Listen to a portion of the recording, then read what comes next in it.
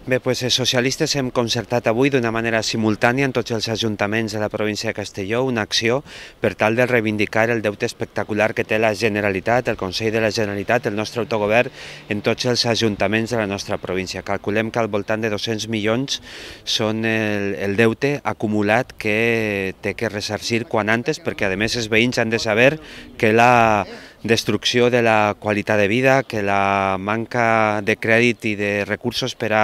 afrontar el deute als proveïdors, a tercers, ve motivat la majoria de les vegades per el deute espectacular que té la Generalitat en nosaltres, de tal manera que després d'haver presentat mocions, d'haver presentat preguntes en la Diputació Provincial, en tots els ajuntaments, hem arribat a la conclusió d'avui, a la mateixa hora, fer aquesta acció compartida que no sols reivindica el que socialistes interpretem, sinó que és una acció en favor del conjunt dels ajuntaments. Vull dir, el que estem fent avui afavoreix, sens dubte, als alcaldes també del Partit Popular, però sobretot als proveïdors, als ajuntaments i a mantindre les constants vitals del que és l'estructura dels ajuntaments per tal de fer front als deures quotidians, a les obres públiques, al pagament als proveïdors i mantindre sobretot els serveis públics que són elementals, sobretot en aquesta etapa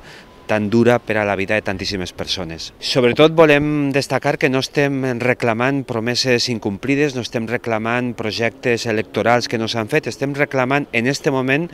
el que és el deute, els diners que han adelantat els ajuntaments, els veïns de cada poble, de cada ciutat, perquè la Generalitat s'havia compromès i ara no dona la cara, i ara és morosa i ara no paga. Per tant, ahir hi ha un incompliment doble en els ajuntaments i en els ciutadans, motivat per la morositat, perquè s'han despilfarrat milions i milions en obres faraòniques improductives per part de la Generalitat. No estem demanant el fons de cooperació municipal, no estem demanant reivindicacions històriques, el deute històric, no estem demanant promeses incomplides, no estem demanant obres noves, estem demanant que ens paguen obres fetes i acabades que hem adelantat nosaltres i que ara la Generalitat, que ens havia promès i que havia signat i que havia conveniat i que havia contratat en tots els ajuntaments i ara no paga i no dona la cara. Per tant, és un acte de justícia, és un acte de reivindicació en defensa dels nostres ciutadans.